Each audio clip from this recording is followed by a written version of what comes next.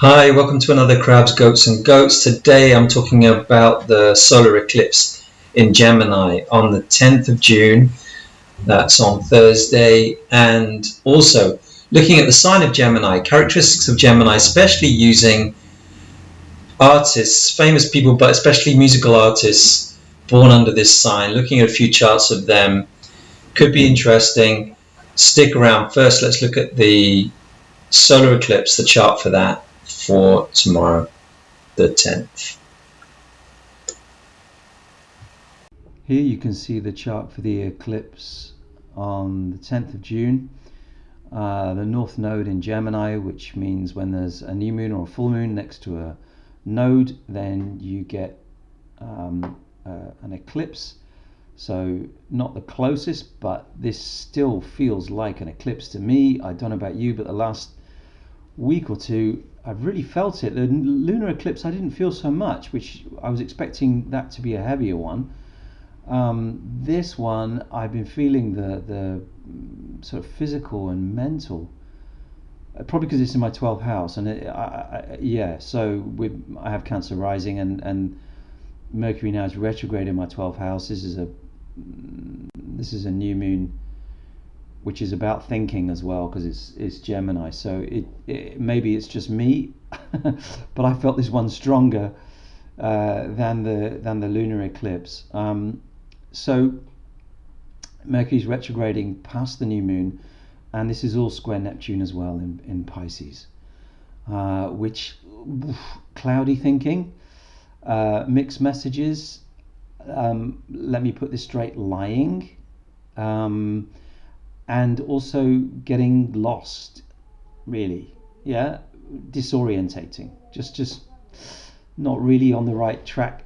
If you look, there's always ways to use planetary energy or embody it in a way that's positive. And I mean, if there's something that you're doing artistically or writing or even just not doing so much in your daily life, doing things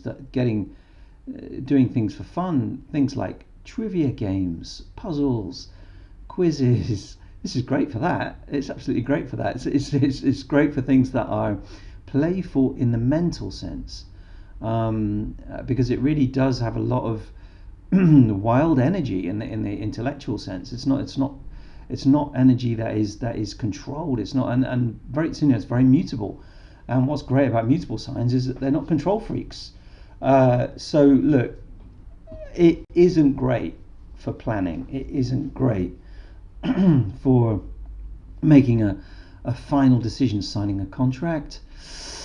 Don't really do that unless you're absolutely sure at this point. I mean, I would wait a little while before. I mean, Mercury retrograde on its own is not necessarily a no-no for signing a contract, but it suggests you need to be wary of that. But this, while it's square Neptune, it's not so great for tying up things that need to be definite.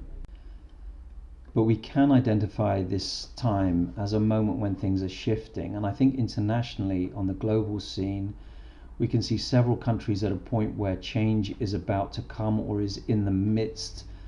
We seem to be around a moment when things are shifting, but not in a very clear way. I think look at places like Peru, where there's an election which is almost tied, but one side is offering something very, very different to the other. So this duality of Gemini is very much emphasized in this moment of change. We're not seeing exactly how things are going to go. We might see that soon, because Mercury won't be retrograde for more than another couple of weeks. Then we have, soon, in the next couple of days, we have Mars going into Leo. Now, Mars is not strong in Cancer. It comes and goes, has weaker energy, and then in Leo, it's very much another thing. It goes out there and makes a statement. So things could change in the next couple of weeks in terms of what kind of statement is being put out there. But at least for another 2 or 3 weeks, there will not be much clarity in terms of how much Mercury can offer us. So to sum up, it's very much a time when you should go with the flow. except that the flow is not really flowing.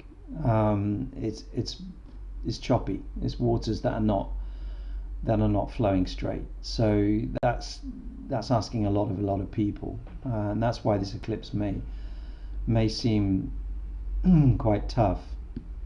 There's a lot of questions.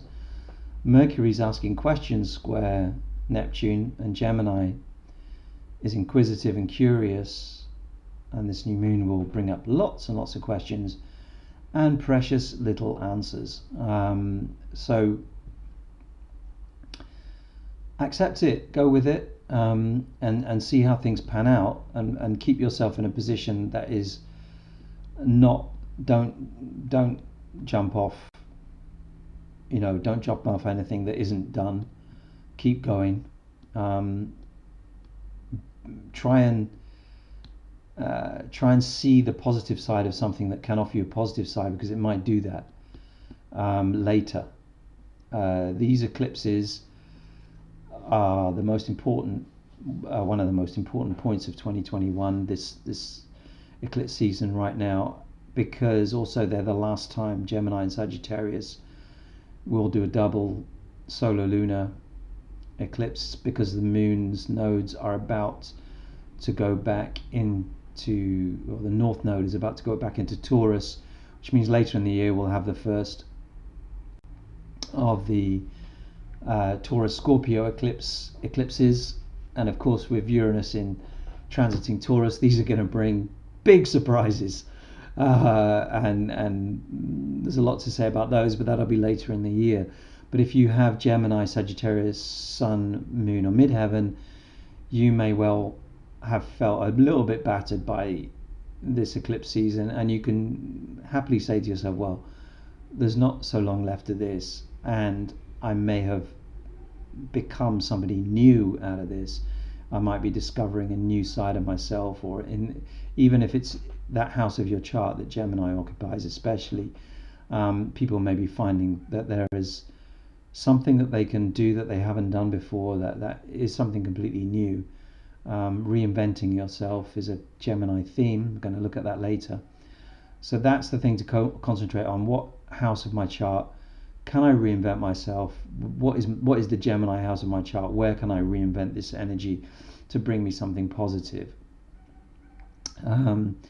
So that is the look at the solar eclipse. Now I'm going to look at the sign of Gemini in general, especially relating it to characters in the music industry. Right, well, we're well into Gemini season now, but I want to take a look at a sign that I find absolutely fascinating. Now, I'm not very compatible with the sign of Gemini. I've got Sun in Earth and Moon and Ascendant in Water, and then these are signs, Capricorn and Cancer, that Gemini doesn't fit too well with, because I suppose Capricorn and Cancer are a bit more kind of careful and serious, but I find the sign of Gemini absolutely fascinating. It occupies the 12th house of my chart, and especially when it comes to public figures, famous people, with the Sun in Gemini. I think there's all kinds of themes that come out here that are really, really interesting. But let's look at the sign first of all. So Aries is the first sign of the zodiac, creative, enterprising, and then Taurus comes along and says, wait a minute, you're going too fast, we need to slow down, we need to check, we need to be stable, right? And Gemini says, fine then, but what about the idea? We don't want to be trapped in a situation where we can't change. We need flexibility, we need to be able to change. And this is really important for Gemini, not necessarily to change, but to have the freedom to change. Because it likes to be curious, it likes to have a bit of fun. And it isn't demanding of other people, or itself sometimes.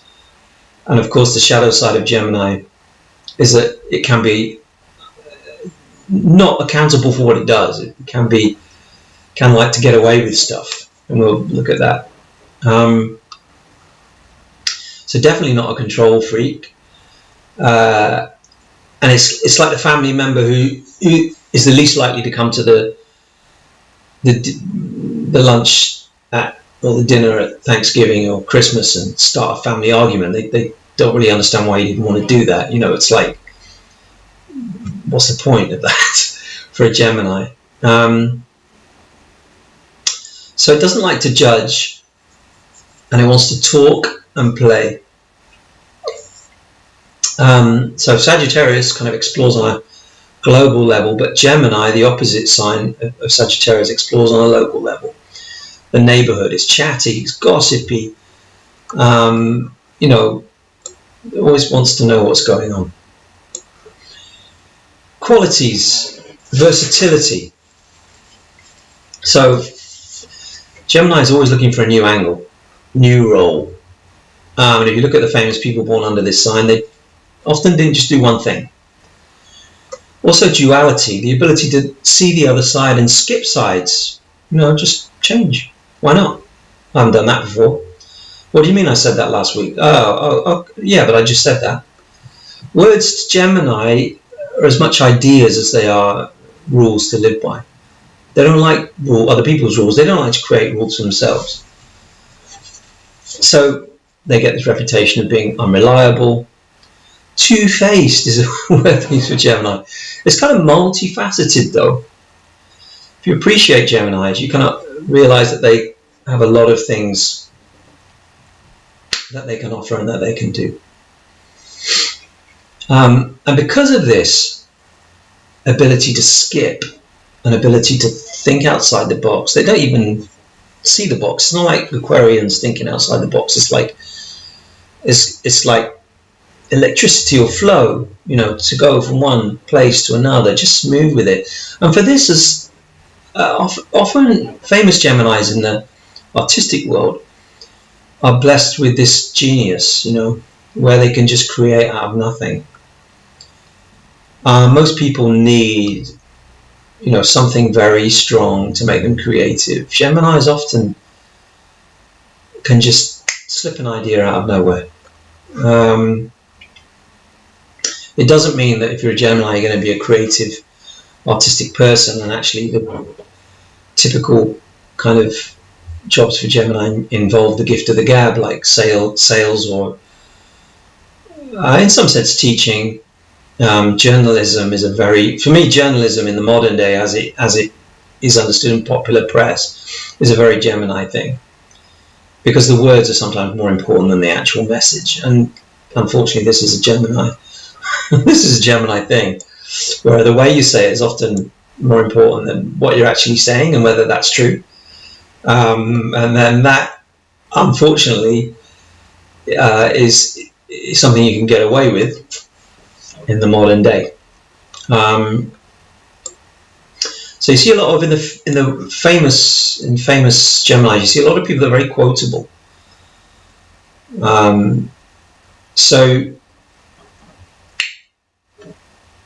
And of course, sometimes they don't know when to be quiet. Yeah.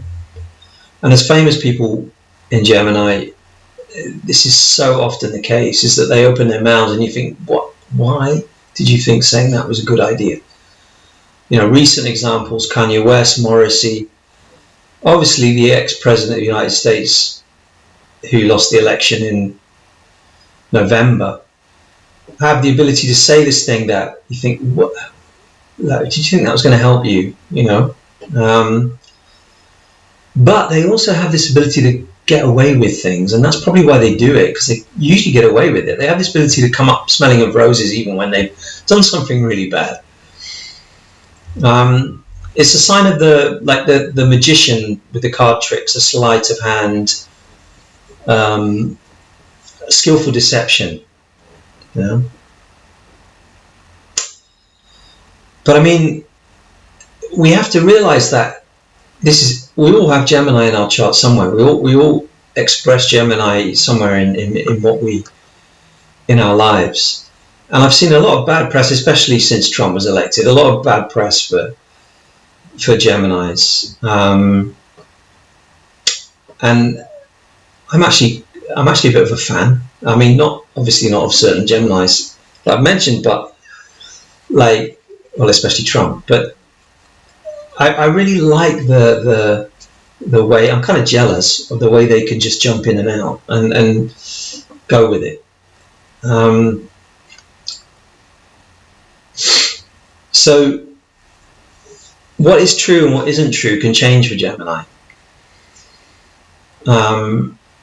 But they bring color and variety, and a lively, mischievous. The key words for Gemini are things like curious, mischievous, adaptable, youthful, which is an interesting one. Think of Paul McCartney. He always seems youthful, however old he gets. He seems to have this kind of. He's one of the people we're looking at later. Witty, flexible, and the negative traits: restless, gossipy, inconsistent, unreliable, and more wit than wisdom. I quite like that one. It's like, yeah, that sounds clever, but what are you really saying? Like, yeah. So let's look at different types of Geminis from the musical world and see how their birth charts or planets on the day they were born, or the time they were born. So let's start with Paul McCartney. So Paul McCartney's like the light and cheerful type of Gemini. He's got Neptune rising in his chart in Virgo. So he's incredibly versatile. He played every instrument. He even played drums with the Beatles on some tracks. Didn't like to complicate things musically. Even Yesterday, which is a kind of sad song, is kind of cheerful. Like it has this kind of, not cheerful, but it's quite light, right?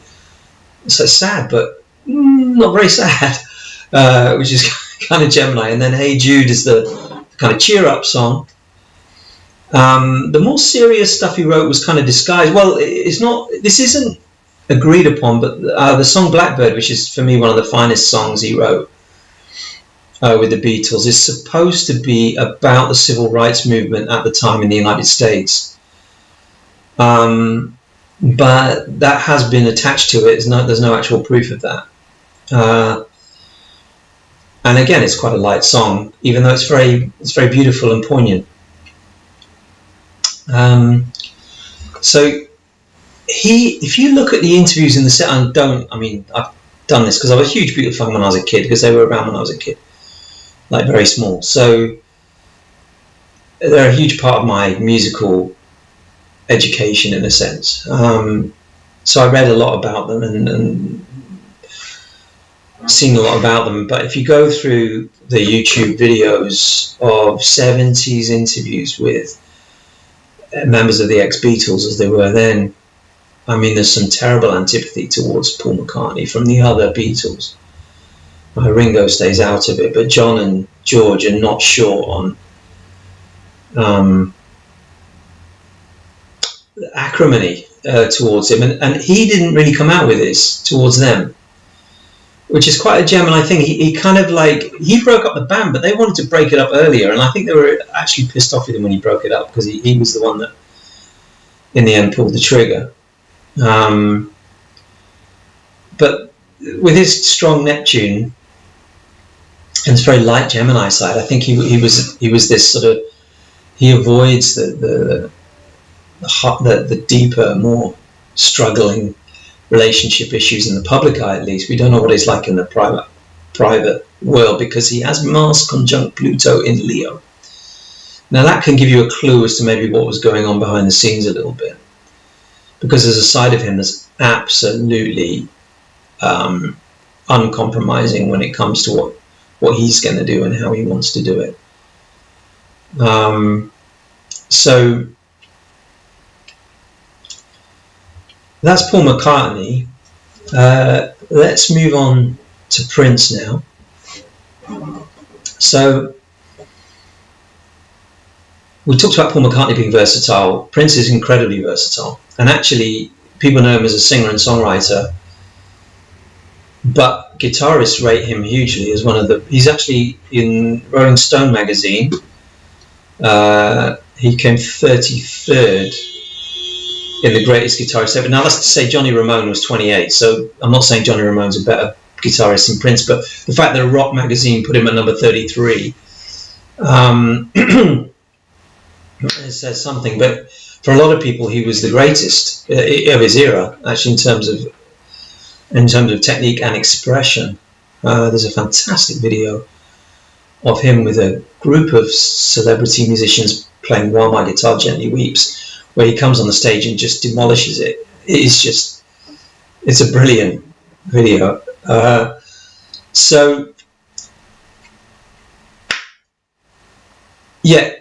I mean, so many ways Prince was Gemini. He did have a Scorpio ascendant, right? And this has to be understood when looking at him in terms of how determined he was and how consistent he was, because Prince was consistent.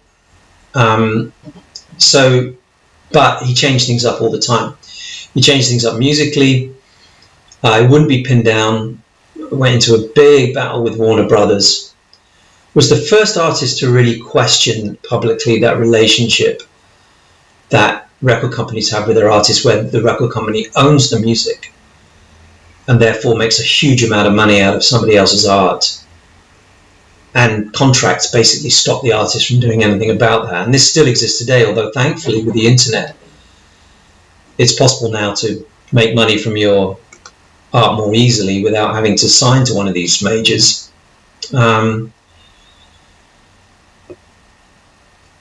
But he also has Moon in Pisces as well, so it's a Moon and Ascendant in water signs. So you can see here that the Gemini ability to communicate, the ability to write, the ability to move around. I mean, his incredibly animated stage show, is very Gemini. And then there's the Gemini, flirty Gemini plus sexy Scorpio, 23 positions in a one-night stand, the get off, it's kind of talking women into bed thing that he had strong in his music. So you do need to look at a sun sign in relationship with the rest of the chart. But there are so many things about Gemini that he really embodies, and I think the water stuff was why he never looked very comfortable in front of a camera when giving interviews. He seemed to be a bit self-conscious and making grand statements but not saying much. Let's look now at Bob Dylan. Now, I'm not a fan of Bob Dylan. There's some songs like Hurricane that I really like by him, but I never really got into especially the sound of his voice, but the lyrics, for me, a lot of the time, I'm not, but I can appreciate he's a truly great lyricist. And a lot of Geminis, Morrissey as well as another example, where their lyrics writing is something that's outstanding and makes them really stand out from the others. And this is a Gemini thing. So Bob Dylan started off by basically getting most of his inspiration from the old folk artists like Woody Guthrie, and then in 1965 during a live concert he switched to an electric guitar in the middle of just switched, and his fans started booing. Some of them actually booed what he was doing on stage, which, I mean, that's one thing you've got to admire for it. He didn't care. It's like, I'm a Gemini, I don't care, I can't stay in the same place, I'm going to switch it on. Of course, it was a huge success. It was the right thing to do. So his lyrics were kind of poetry, and he certainly doesn't give a damn and never gave a damn, which is a Gemini quality that can be positive or negative, but in his case I think it's been very positive for him. He seems someone who's like easily bored. When you look at interviews with him, he doesn't seem to have a lot of patience for stupidity, which some artists put up with from the media better than others. There are lots of lyricists in the Gemini known for their lots of Gemini's known for their lyrics in the music scene, like Morrissey, Bernie Taupin, Elton John's lyric songwriter, Alanis Morissette, Paul Weller.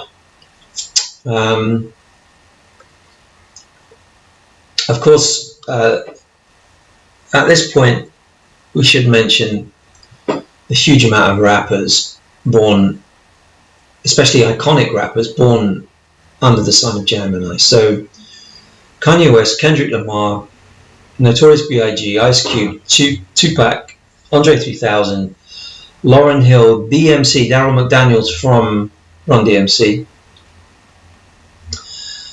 and of course Gemini rules communication, animation, flow, the way you say it, yeah, freedom to say what you want. And rap is as much about the way you say something as what you say. You can listen to a very simple battle rap of a rapper putting down another rapper, and because of the words they use, because of the way they make it flow, it's entertaining and fun, you know. And this is no surprise why we have so many all-time great rappers in that list. So let's look at Kendrick Lamar. Well, a word should be said about Kanye West as well, in the sense that people, again, they see him as a rapper, but he's a producer. And he's a great producer. I mean, I don't care what anyone says about Kanye as a person, and I don't really care, to be honest, about what Kanye West is like as a person. I mean, as a producer, he is absolutely amazing. Not only with his own stuff, but other people's stuff, where he can put himself behind an artist and really give that artist.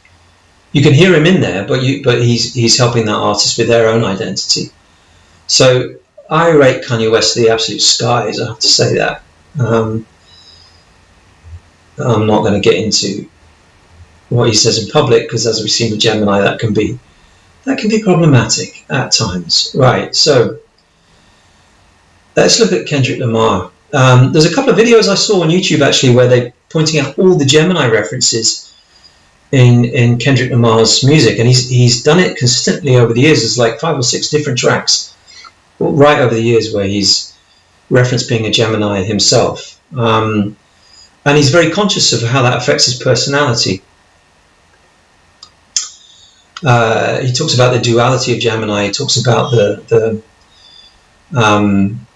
ways in which he can change, and he kind of links it to his issues as much as anything else. He kind of, because Kendrick Lamar was the first really popular introspective rapper. I mean, this is what sets him apart from other rappers historically, is that he actually took topics that were heavy, personal topics to himself, and managed to turn them into amazing rap lyrics, which is something that you would not expect.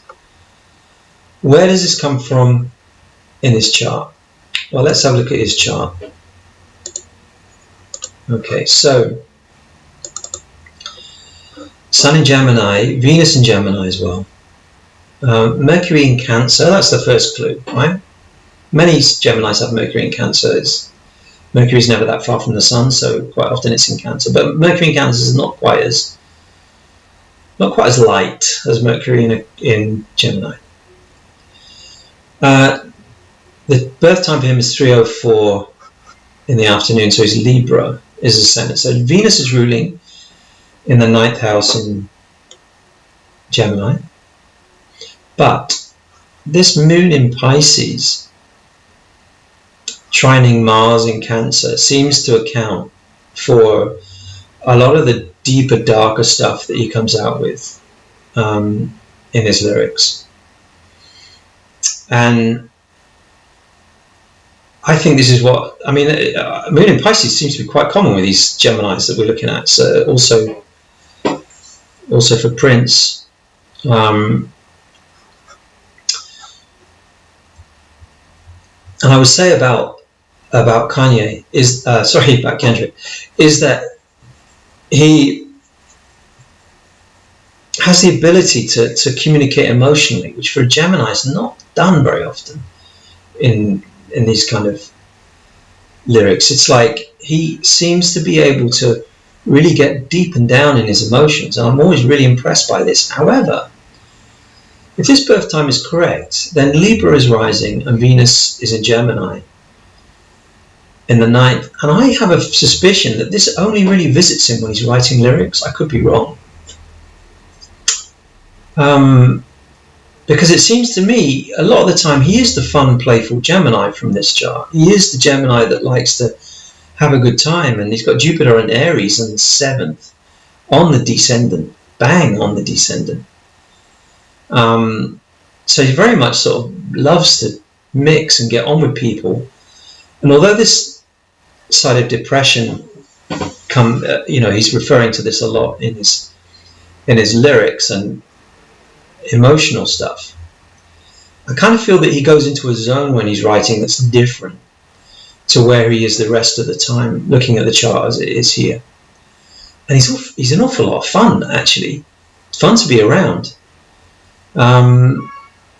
He'd be a good friend to a lot of different types of people, and also quite caring with this Mercury, Mars in Cancer and Moon in Pisces. And I think it's that stuff, the bit where he cares, that makes him feel bad, because I think he has a tendency to do stuff and move on and then look back. And again, this is very much prevalent in the lyrics where he talks about incidents when he was a teenager in his songs. But I think there's like a side of him which does things, doesn't think about it, and then later looks back, because Cancer is retrospective and sentimental and a bit maudlin, with his Mercury there ruling the 9th house. That is quite strong. So yeah, that's a look at Kendrick Lamar. So let's just look at some other celebrities or well-known people with Gemini as sun, because I want to touch on this, and I do feel it's a very sensitive topic, and I don't want to be glib about this, but I do feel that there is a real problem for Geminis when they get famous, and it has affected some famous Geminis in a very negative way. Nick Drake, the legendary Nick Drake, was a Gemini. Marilyn Monroe was a Gemini. John F. Kennedy was born as the same birthday as Marilyn Monroe, 1st of June. Curtis Mayfield, also a Gemini. And you do get the impression with some of these Geminis currently in the public eye that they get very claustrophobic and they start going a bit crazy. And I don't want to say that I mean that in a mental health sense. I'm sorry to use that word. But they do say things that you think, what's going through that person's head at this point in time. We talked about Kanye West, Morrissey, and one thing I noticed, I don't know if you know anything about English football. Maybe you're not familiar with English football, but there are 3 English footballers that had a really similar career trajectory and really similar level of talent and genius, and that was they weren't all English, but only one of them is English, but Paul Gascoigne, George Best, and Eric Cantona. Cantona, the French player. Now they're all brilliant footballers, and all very two-footed. Like, a lot of footballers don't know how to use their wrong foot very well, and they were all brilliant with their wrong foot, their weaker foot. They all couldn't give a damn about what people thought about them, to the point where they did crazy things in. Once Paul Gascoigne was an English kid with no, he's had hard times and had to learn a lot, and he's a bit different now. But when he was a kid, I mean, when he was a young guy, he was just a loose cannon and a practical joker. He didn't really know how to calm down. But he ended up drinking way too much, in the same way that George Best did. And George Best, Eric Cantona, and Paul Gascoigne all finished their careers before they were 30. So they all, Cantona may have been just 30, but he finished it before he could have had 2 or 3 years with a football brain. He could have had 2 or 3 years left in him. And when I say finished their football careers, I mean Best and Gascoigne kept coming back, but they were a shadow of themselves when they came back. But they didn't seem to deal very well with that. I mean, Best was very happy having his picture taken, but it didn't seem to do him any good being famous. And I think Gemini is a sign that kind of doesn't like to look at itself. Generally, it likes to do something and move on and forget what it did.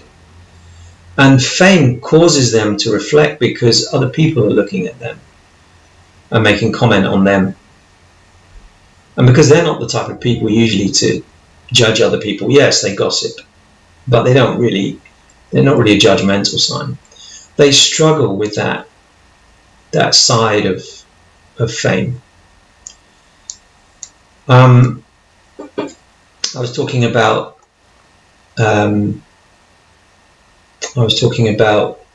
Geminis being quotable. People like Russell Brand, well, John F. Kennedy. Boy George was very quoted in the 80s. He's a Gemini. As Hollywood actors, there's a lot of actors in here that are iconic. Clint Eastwood, Nicole Kidman, John Wayne, Peter Dinklage, Angelina Jolie, Morgan Freeman, Johnny Depp, Liam Neeson. Comedy, a lot of people that were big. Stan Laurel, Bob Mortimer, who's one of the funniest people in England right now and has been for many years. Mike Myers, Amy Schumer, Hugh Laurie, Bob Hope. And then the other one for me, which is really interesting, is tennis players. Because if you look at the real tennis greats of the last 50 years, there are 2 signs that really stand out. There's Leo, and I'll talk about that in a couple of months when we do Leo, but like Gemini, I suppose it would be. Yeah, think about the ball going backwards and forwards. The duality of tennis, whether you're playing singles or doubles, is enormous. Left, right, back, forward. Yeah, you got Djokovic, Borg, Nadal, Venus Williams, Steffi Graf, Pat Cash, John Newcomb, Lindsay Davenport, Kim Clijsters, to name a few. And I'm going to leave you with this quote from Ralph Waldo Emerson, who was a transcendentalist. And he started transcendentalism, and he was a Gemini. Transcendentalism emphasizes subjective intuition over objective empiricism. Adherents believe that individuals are capable of generating completely original insights with little attention and deference to past masters. So is that that sounds like a Gemini philosophy to me. Completely original insights with little attention and deference to past masters. You go for it, Geminis. Keep us guessing. All right. Have a good solar eclipse. Look after yourselves. Soon a lot of this heavy pressure is going to be over. Take care. I'm sorry for doing half the video semi-naked, but it was extremely hot in this room, and I didn't know what to do because the fan makes a lot of noise while I'm recording. So sorry about that, and I'll see you next time in Cancer season, caring Cancer season. See you then. Bye bye.